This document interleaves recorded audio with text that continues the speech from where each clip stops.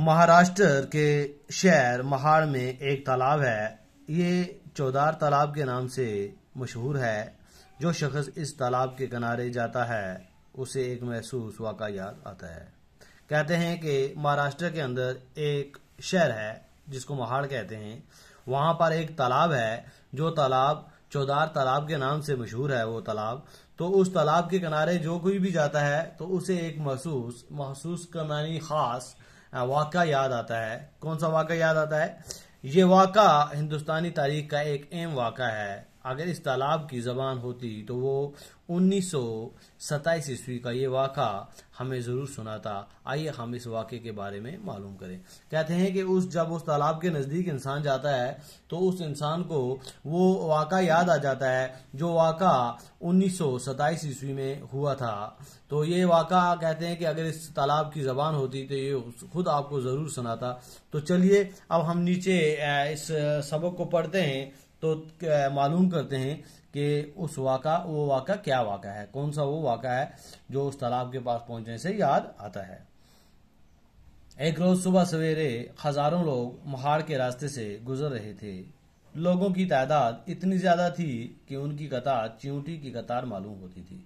कहते हैं कि एक रोज सुबह सवेरे महाराष्ट्र के अंदर उसी गांव में महाड़ में तो क्या था, लोगों की तादाद इतनी ज्यादा थी तो वहां से लोग गुजर रहे थे। तो ऐसा लग रहा था जैसे चींटियां छोटी छोटी करके इकट्ठी हो जाती हैं तो कितनी ज्यादा लगती हैं, तो वैसे ही इतनी उनकी तादाद ज्यादा थी, इतनी लंबी कतार थी कि ऐसा मालूम होता था जैसे चींटी की कतार मालूम होती थी। सबके कदम एक साथ उठते थे। उन सब लोगों में एक जोश और वलवला था। उनके चेहरों से एक खास मकसद का एहसास होता था। सब लोग नारे लगा रहे थे, बाबा साहब अम्बेडकर की जय, महाड़ के सत्याग्रह जिंदाबाद। तो वो जो कतार जा रही थी, वो जो लोग जमा थे, वो जो सत्याग्रह मतलब जो पुरअमन एहतजाज जो उनका था, वो बाबा साहब अम्बेडकर जी के नाम पर वो नारे लगा रहे थे।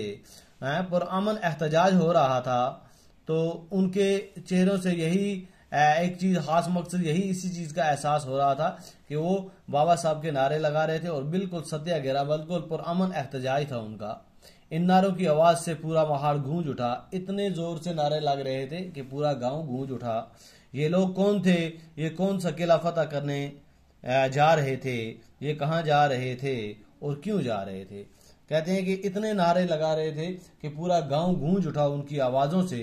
तो ये कौन सा किला फतह करके आ रहे थे, उनकी क्या असल में वो जा कहाँ रहे थे और क्यों जा रहे थे, उसके बारे में किसी को पता नहीं था।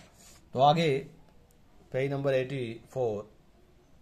बात दरअसल ये थी कि झीलों, तालाबों और कुओं का पानी सबके लिए आम था, लेकिन छोटी जातों के लोग इनका पानी नहीं ले सकते थे। वो पानी को छू भी नहीं सकते थे। ये कितनी बड़ी नाइंसाफी थी। ऊंची जात के लोग इन पर कितना जुल्म करते थे। पानी खुदा की देन है और इस पर सबका हक है, फिर इन पर पाबंदी क्यों? तो अब हम इसको पढ़ के हमें ये मालूम हुआ, ये इस वजह से ये नारे लग रहे थे कि दरअसल उस गांव के अंदर झीलों और जो तालाबों का पानी था वो क्या था जी, सबके लिए क्या था जी, आम था। लेकिन छोटी जातों के जो लोग थे वहां के, उनको वो पानी के साथ ना उनको लेने देते थे, लेने की बात हो तो उनको छूने भी नहीं देते थे। ये बहुत बड़ी नाइंसाफी थी। तो इसी बात पर उन्होंने क्या किया था जी, नारे लगा हुए जा रहे थे। तो फिर इन पर पाबंदी क्यों? इस पाबंदी और नाइंसाफी के खिलाफ बाबा साहब ने आवाज बुलंद की। तो इसी पाबंदी के ऊपर बाबा साहब ने आवाज बुलंद की कि पानी जो है वो खुदा की देन है, इस पर सबका हक है। तो फिर क्यों इतनी पाबंदी है कि नीचे तबके वाले जो लोग हैं वो इसको क्यों नहीं हाथ लगा सकते, वो क्यों नहीं इसको इस्तेमाल कर सकते? उन्होंने तमाम हरिजनों को इस नाइंसाफी के खिलाफ एहतजाज करने पर आमादा किया। तमाम जितने भी छोटे तबके के जो लोग थे, जो छोटी जात के जो लोग थे, फिर उनको उन्होंने अपने साथ मिलाया और एहतजाज करने पर आमादा किया। आइए हजारों लोग महाड़ के इस तालाब की तरफ जा रहे थे। बाबा साहब इस जुलूस की रहनुमाई कर रहे थे। तो ये जो जुलूस महाड़ की तरफ जा रहा था तो इस जुलूस की जो रहनुमाई जो कर रहे थे, जो रास्ता जो दिखाने वाले जो थे, वो बाबा साहब ही थे। वो सब के आगे थे। तमाम सत्याग्रहों का इरादा पक्का था, किसी के भी कदम अब पीछे हटने वाले नहीं थे। तो सब इस सत्याग्रह में, सब इस पुरअमन एहतजाज के अंदर शामिल थे, जिनकी रहनुमाई बाबा साहब डॉक्टर अंबेडकर जी कर रहे थे। ये लोग आगे बढ़ते गए, बिल आखिर चौधार तालाब के पास पहुंच गए।